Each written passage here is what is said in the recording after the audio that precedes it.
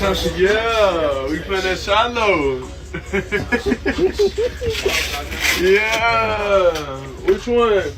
Which one my daddy cleat should I wear? 93s, 96s. I don't know. Decision. Do you like the DT 96s or the DT 93s better? I like the 96s because it's more of the flames on the side, and I like that. It's more like chill, but still like stylish like that. So I like those the most, you know, because I feel like they're the most, personally, I think they're the most recognizable at this day and age to youth, to everybody like that. Imagine, it's Shedeur, man. Holla at your boy, man. I need a pair, dog. I need me a pair, bro. But imagine how Shedeur is about to break the damn internet being an NFL player. And really, name an NFL player since Coach Prime, besides Michael Vick don't count, that have sold their own signature sneaker and have been successful. Coach Prime is arguably the Michael Jordan of football players when it comes to the shoe game, bro. Deion Sanders broke down crying. Not the polished, camera-ready version of Coach Prime the world has grown used to seeing. Not the gold sunglasses and confident one-liners. This was a father watching his son step into a war zone, and he couldn't hold it together. Reports say he was so overwhelmed that he asked his oldest son to leave the room because he couldn't regain his composure. 30 years of bravado, flash, and untouchable confidence cracked in a single moment. And what happened next has sent shockwaves through the entire NFL. According to multiple sources, the Cleveland Browns have quietly assembled a contract offer so massive, so unprecedented, that league executives are still trying to process what they heard. We're talking numbers that don't just break coaching salary records, they obliterate them entirely. And the craziest part? This reportedly isn't even a traditional head coaching deal. This is something the NFL has never seen before. And based on the whispers coming out of league offices, they're terrified of what it means. To understand why this situation has everyone from owners to agents losing their minds, you have to see what Cleveland reportedly put on the table. The number that has executives around the league reportedly choking on their coffee is $25 million per year. That figure alone puts this deal in a category that most owners wouldn't even consider, let alone approve. But according to sources with direct knowledge of the situation, Cleveland didn't stop there. Whispers suggest the actual package could reach $30 million annually once incentives and long-term control clauses get factored in. To put that in perspective, this would make Deion Sanders one of the highest paid figures in professional football history. Not just among coaches, among everyone. Players, executives, broadcasters. The number is that staggering. But here's where the situation goes from shocking to completely unprecedented. Sources indicate this isn't structured as a traditional head coaching contract. Sanders reportedly wouldn't be the primary game day decision maker. He wouldn't be the one wearing the headset and calling plays on Sundays. Instead, this deal is being built around something far more abstract and far more powerful. Influence, presence, control. According to insiders, the Browns are essentially trying to fuse the Sanders brand directly into the Cleveland ecosystem. They're not hiring a coach.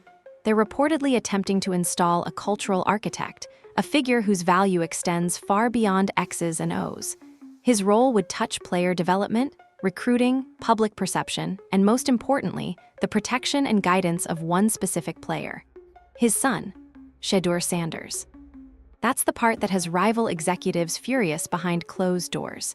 Because if you strip away all the noise, this deal reportedly functions as a guarantee. A promise that Shedeur will have his father's constant presence, influence, and protection at the professional level. And the Browns are allegedly willing to commit $250 million over the life of the contract to make that happen. This isn't subtle. And based on multiple reports, it's not accidental either. The structure of this offer is being described internally as a strategic business partnership rather than a football hire. That distinction matters enormously because it explains why the numbers look so outrageous and why the league office is already getting involved. By framing the deal this way, Cleveland isn't just stretching the coaching pay scale. They're trying to step completely outside of it. The goal appears to be creating a financial and cultural powerhouse that operates differently from anything the NFL has ever seen. And that's exactly what has New York nervous. Think about what this means in practical terms. If Deion Sanders gains official influence inside an NFL building backed by this kind of financial commitment, the entire landscape of player acquisition could shift overnight. Free agents who previously wouldn't even take meetings with Cleveland might suddenly reconsider. Draft prospects who dreaded getting picked by the Browns might start hoping for it. For decades, Cleveland has had to pay what insiders call a misery tax. Cold weather, losing history, constant dysfunction. The Browns typically have to overpay by 20% just to get players in the door. But what happens when that phone rings and it's Deion Sanders on the other end? What happens when Coach Prime shows up in your living room and tells you that you're the missing piece? Suddenly, Cleveland isn't a football graveyard anymore. It's a stage, and not just any stage, the main event. That's why internally, sources say the Browns view this massive salary as a bargain rather than an overpay.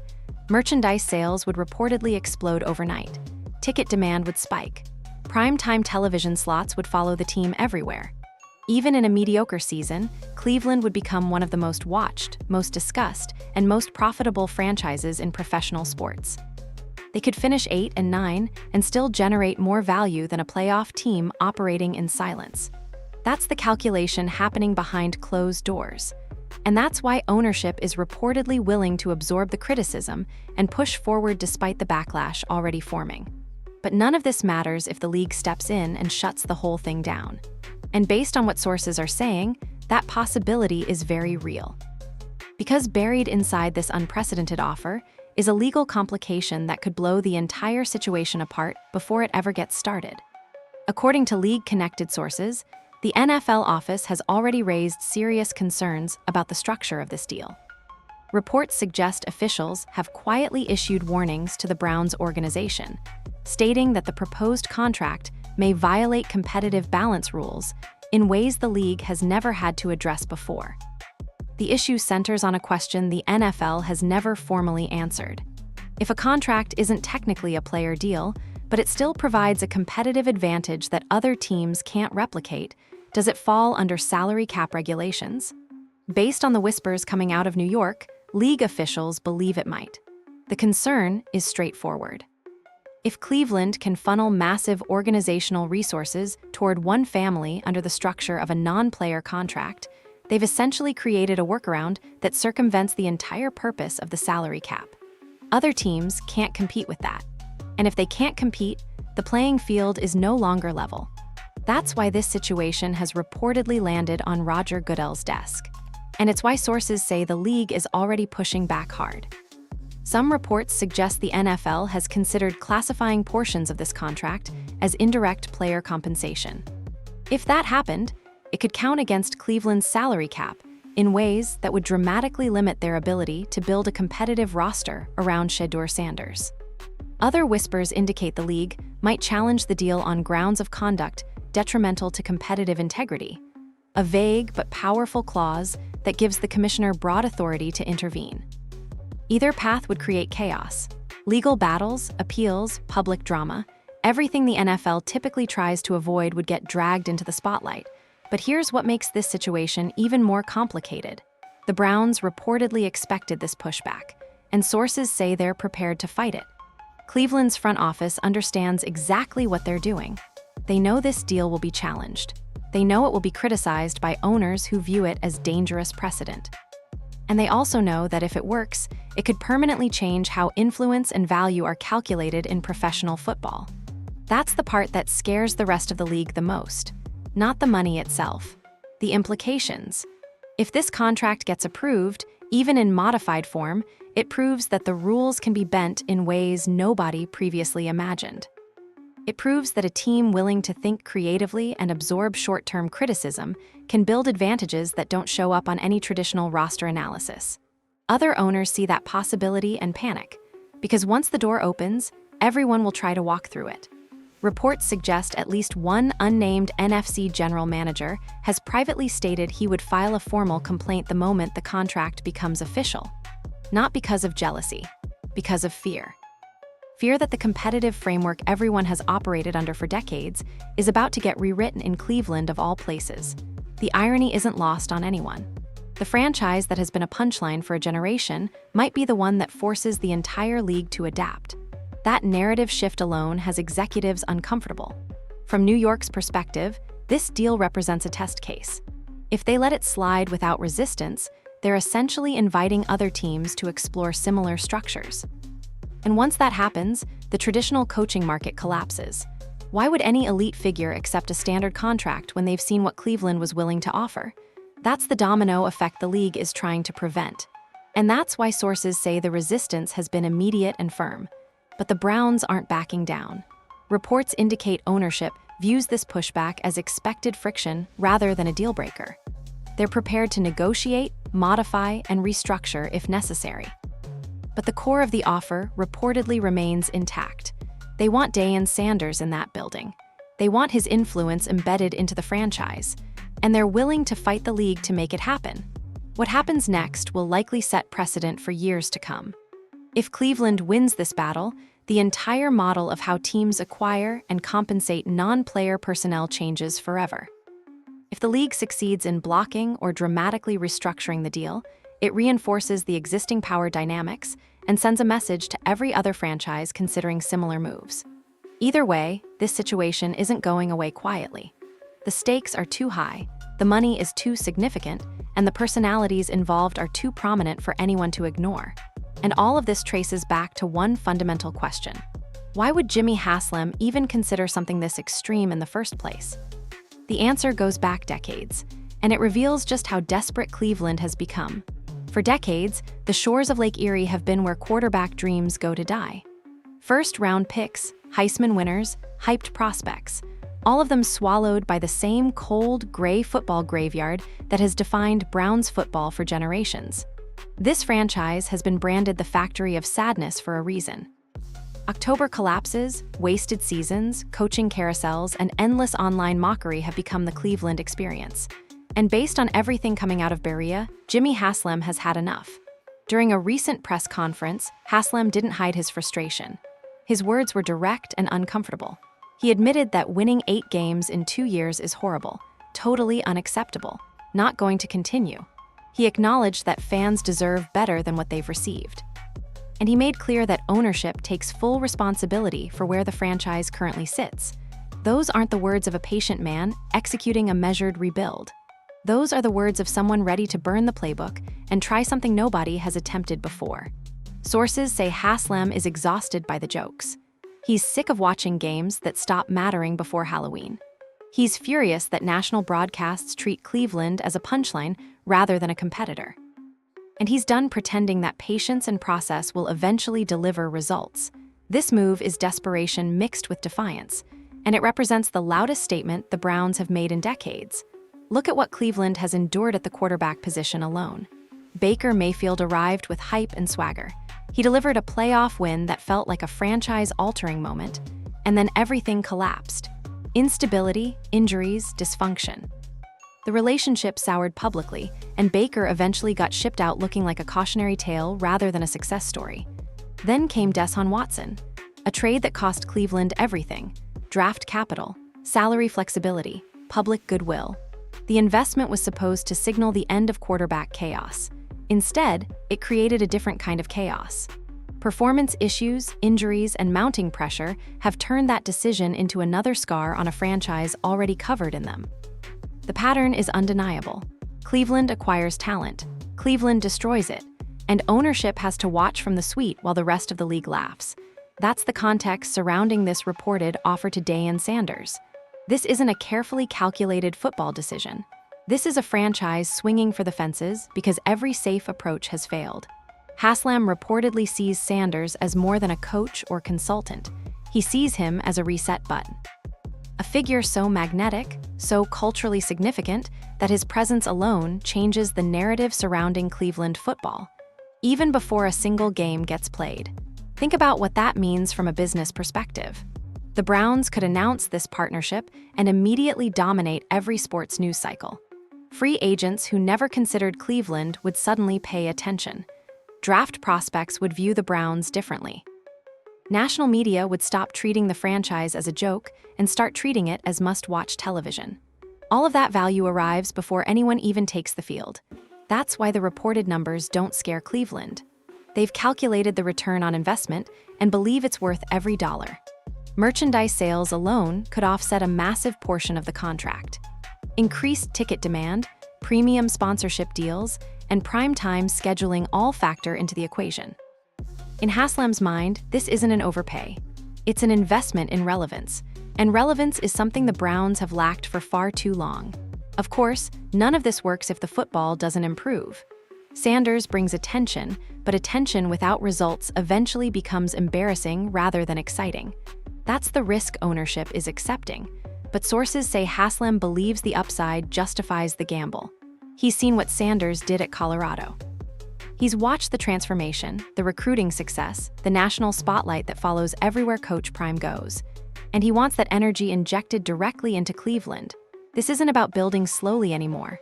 This is about forcing change immediately, shocking the system and hoping the results follow. Whether that strategy is brilliant or reckless depends entirely on execution. But one thing is clear. Cleveland has stopped playing it safe. They've stopped trusting the traditional process. And they've decided that the only way to escape their history is to do something nobody expects.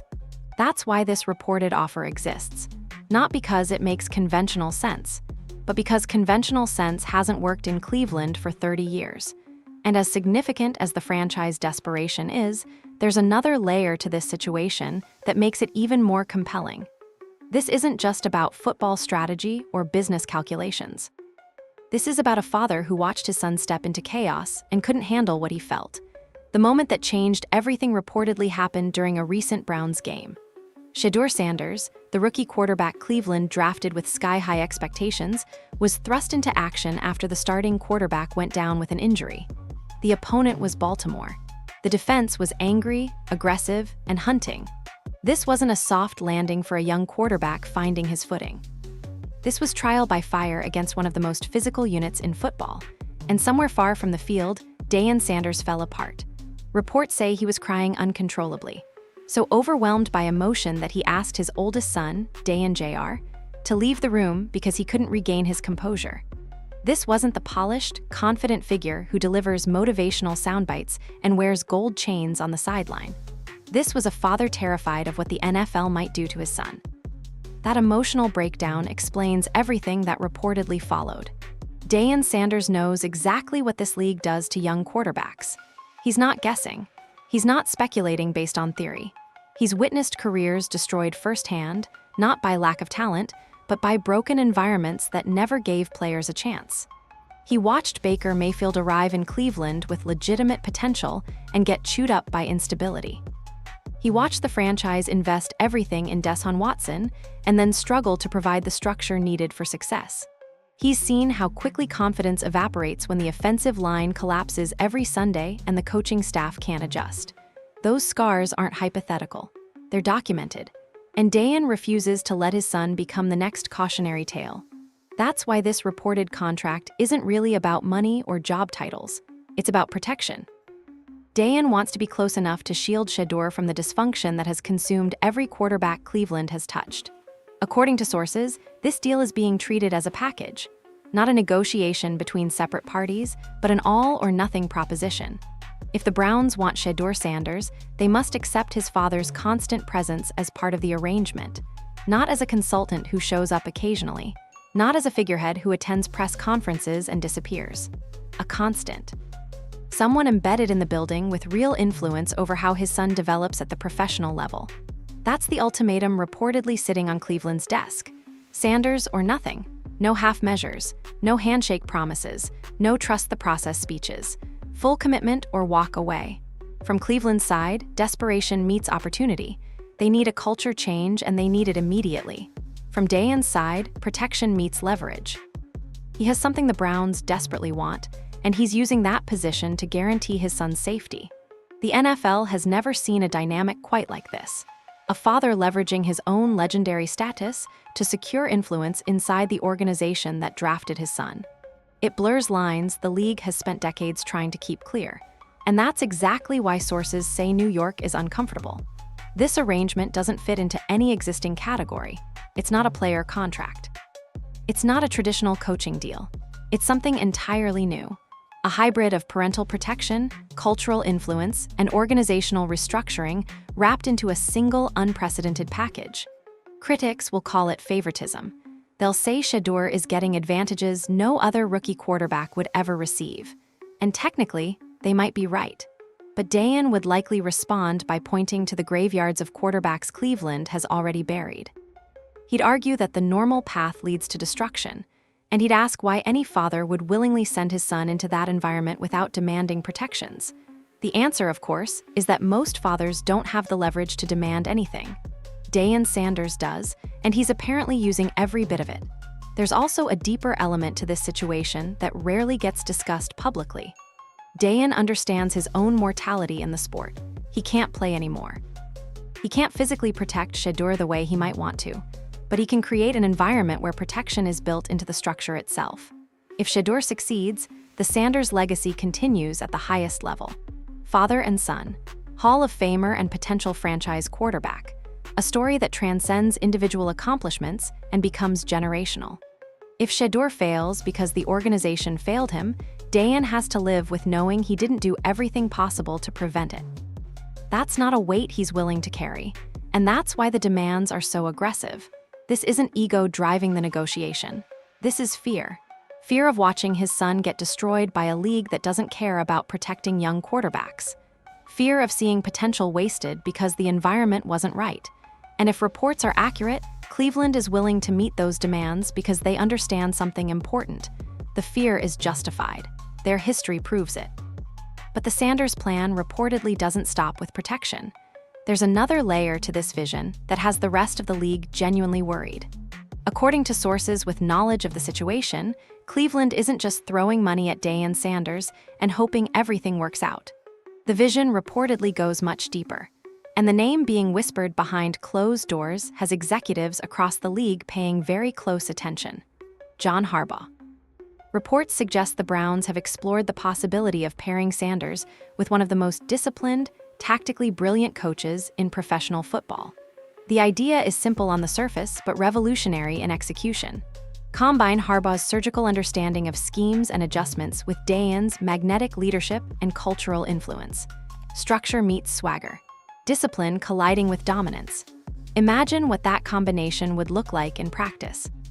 Harbaugh handles the X's and O's, the game day decisions, the technical development of players across every position group. Sanders handles the energy, the belief, the recruiting pitch that turns skeptical free agents into eager participants. One brings credibility earned through decades of consistent winning. The other brings a spotlight so bright that every move Cleveland makes becomes national news. That partnership, if it ever materializes, would create something the NFL has never seen before. A dual power structure where influence and execution operate side by side rather than overlapping uncomfortably. Sources say this possibility is exactly what has rival executives losing sleep. Because if Cleveland successfully installs that combination, the advantages compound in ways that become very difficult to counter. Start with free agency. For years, the Browns have had to overpay for talent because nobody wants to play in Cleveland. The cold weather, the losing history, the franchise instability. All of it creates resistance that costs real money to overcome. But what happens when the recruiting pitch changes completely? What happens when a top-tier wide receiver gets a phone call from Deion Sanders personally? What happens when Coach Prime walks into your living room and tells you that you're the missing piece of something special? Suddenly, Cleveland isn't a cautionary tale anymore. It's an opportunity. A chance to play under one of the most respected coaches in football while being mentored by a Hall of Famer who understands what it takes to perform at the highest level. That combination is almost impossible to replicate. Other teams can offer money. They can offer schemes and facilities and markets, but they can't offer Deion Sanders. And if Sanders is embedded in Cleveland's recruiting pitch, the entire calculus of player acquisition shifts. The same logic applies to the draft. Prospects who might have dreaded getting selected by Cleveland could start hoping for it. The narrative flips from punishment to privilege. And that kind of perception change creates real competitive advantages that don't show up on salary cap spreadsheets. From a business perspective, the math gets even more interesting. Sources say the Browns have calculated that Sanders' presence alone could generate revenue increases that offset a significant portion of his contract. Merchandise sales would spike immediately. Ticket demand would increase even if the win-loss record stays mediocre. Primetime television slots would follow the team everywhere because networks understand that Sanders equals ratings. Cleveland could finish with a losing record and still be one of the most profitable franchises in professional sports. That's the reality executives don't want to admit publicly. The entertainment value exists independently of the football results, at least in the short term. Long term, obviously, the wins have to come. But in the immediate window, the Browns would become must-watch television regardless of what happens on the scoreboard. Add Harbaugh to that equation, and the football credibility appears alongside the entertainment value. Now you're not just watching a circus. You're watching a legitimate contender being built in real time with two of the most prominent names in the sport collaborating on something unprecedented. That's the vision sources say Cleveland is pursuing. And that's why the league is so uncomfortable with letting it happen. Because if it works, other teams will try to replicate it. And once that door opens, the entire model of how franchises are built and operated starts to shift. The coaching market transforms. The free agent market transforms. The relationship between personality and value gets recalibrated across the entire league. Cleveland would be the franchise that forced everyone else to adapt. And for an organization that has spent decades being mocked, that kind of legacy shift would be worth almost any price. Of course, all of this speculation means nothing if Deion Sanders can't actually play at the NFL level. The protection, the recruiting, the cultural transformation. None of it matters if the quarterback crumbles under professional pressure. So the question becomes obvious. What does the evidence actually show about Shedeur's ability to survive and thrive in this league? The nepotism accusations are already loaded and ready to fire. The moment Shedeur throws his first interception, critics will sprint to their keyboards screaming that he only got this opportunity because his father arranged it. They'll claim he's being protected instead of earning his position. They'll question every snap, every decision, every adjustment. But that narrative collapses the moment you actually watch the tape. Look at what Shedeur did at Colorado. Look at the conditions he operated under. That offensive line wasn't protection. It was survival. Defenders came through untouched on a regular basis. Pockets collapsed before routes had time to develop. The chaos was constant, relentless, and physically punishing. And still Shedeur produced. He delivered throws that made professional scouts lean forward in their seats. He absorbed hits that would have broken lesser quarterbacks mentally, if not physically.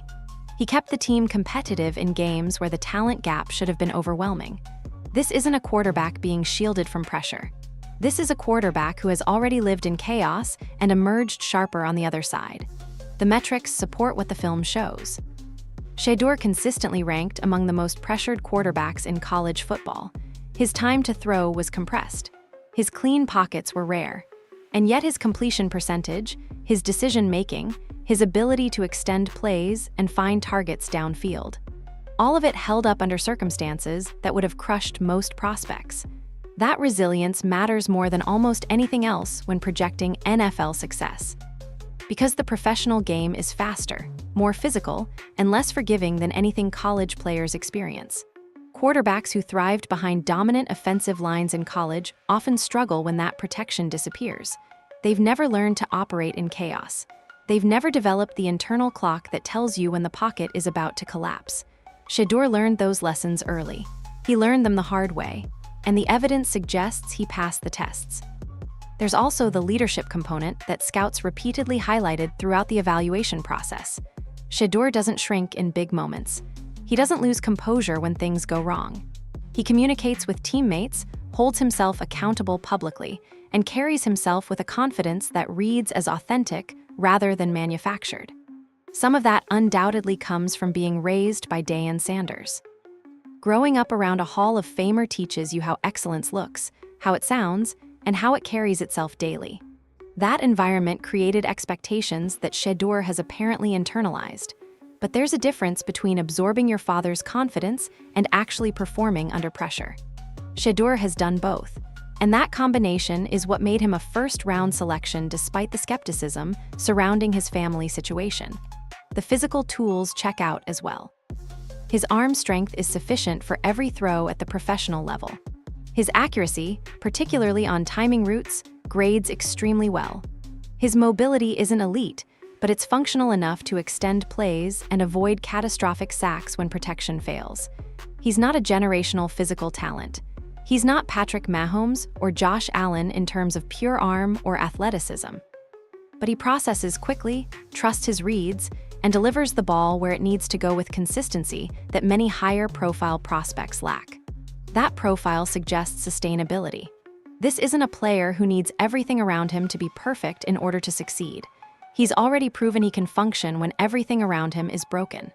The question for Cleveland was never whether Shedeur could play. The evaluation process answered that question convincingly. The real question was always whether the franchise could build an environment that allows his potential to develop rather than destroying it like they've destroyed so many others. That's where the Deion factor becomes critical. Not because Shedeur needs his father to succeed, but because Cleveland needs someone inside that building who refuses to let institutional dysfunction sabotage another promising career. Shedeur isn't asking for protection he hasn't earned. He's asking for basic organizational competence that the Browns have failed to provide for 3 decades. And his father is apparently willing to ensure that competence exists even if he has to install it himself. The critics will never accept that framing. They'll continue pushing the favoritism angle regardless of what the tape shows. But the evidence speaks clearly to anyone willing to watch without bias. This is a legitimate NFL quarterback prospect who has already demonstrated the exact qualities that translate to professional success. Toughness, composure, processing speed, and production under duress. Whether he becomes great remains to be seen. But the foundation is real. And the organization that drafted him appears to finally understand what's required to avoid wasting it. Of course, understanding the problem and actually solving it are very different things. The Browns have made promises before. They've acknowledged their failures publicly and sworn to do better. It never seems to matter, which raises the obvious question. Why should anyone believe this time will be different? The backlash is already forming, and the deal isn't even finalized yet. Critics are lining up with their sharpened keyboards, ready to tear this situation apart from every possible angle. And honestly, some of their concerns aren't unreasonable. The veteran locker room question comes up immediately. Will Deion's college-style motivation actually land with professional players who are 30 years old with families, mortgages, and bodies that ache every morning after games? These aren't impressionable 18-year-olds hoping to make it to the league. These are grown men who have already arrived. Can Coach Prime really connect with that audience? The question sounds logical on the surface. The college-to-professional transition has tripped up plenty of successful coaches before. What works with young players chasing dreams doesn't always translate to veterans managing careers. But that critique ignores the most important detail of all. When Deion Sanders speaks about football, he is not speaking in slogans pulled from motivational posters. He is not recycling content from some coaching seminar or leadership book. He is speaking as someone who has lived at the absolute highest level of the sport. When he explains how to read a safety, he's done it against the best defensive minds of his generation. When he talks about baiting a cornerback into making a mistake, he's applied that technique in Super Bowls. When he describes what it takes to perform under pressure with everything on the line, he's drawing from personal experience that almost no one else in football can claim. That voice doesn't come from theory. It comes from Canton, Ohio, from a gold jacket hanging in the Pro Football Hall of Fame. You don't ignore someone carved into the Mount Rushmore of football history when they start talking about the game. You listen, even if you've been in the league for a decade, even if your body hurts and you've heard every speech imaginable. When a legend speaks, professionals pay attention. The other criticism that keeps circulating involves the appearance of favoritism. If Deion has influence inside the building, won't every decision get filtered through the lens of what's best for Shedeur rather than what's best for the team? Won't the quarterback position become untouchable regardless of performance? This concern makes sense in isolation, but it ignores the fundamental alignment of interests that exists in this specific situation. What's best for Deion Sanders is also what's best for the Cleveland Browns. Their success is completely intertwined. If Shedeur fails, the Browns fail. If the Browns fail, Shedeur fails. There's no scenario where protecting Shedeur at the expense of organizational success makes any logical sense. Deion understands this better than anyone. His son's legacy depends on winning, not on being shielded from accountability. If Shedeur can't handle competition, criticism, and the pressure of professional expectations, no amount of parental protection will save his career. The goal isn't to create a bubble where Shedeur never faces challenges. The goal is to create an environment where challenges are fair rather than manufactured by organizational dysfunction. There's a significant difference between those two things. Cleveland's history is littered with quarterbacks who failed not because they lacked talent, but because the franchise set them up to fail.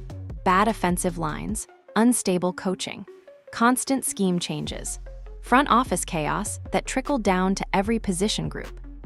Deion's presence reportedly aims to prevent that pattern from repeating, not by eliminating competition or accountability, but by ensuring the organization actually functions at a professional level for potentially the first time in decades. The final criticism worth addressing involves the financial structure itself.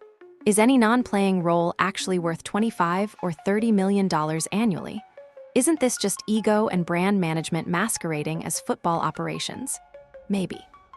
But that critique applies to plenty of highly compensated executives across professional sports and entertainment.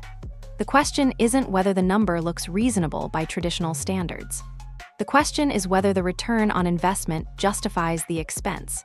And based on the projection sources say Cleveland has run, the answer is yes. The revenue generation, the cultural transformation, the recruiting advantages. All of it adds up to a calculation that ownership apparently believes makes financial sense. Whether that calculation proves accurate will only be known years from now. But dismissing the logic entirely ignores the legitimate business case that reportedly underlies this entire situation. The critics will keep criticizing. That's guaranteed. Every stumble, every loss, every bad throw will get magnified through the lens of this unprecedented arrangement. The scrutiny will be relentless and often unfair. But scrutiny has never stopped Deion Sanders before, and based on everything emerging from this situation, it's not going to stop him now either.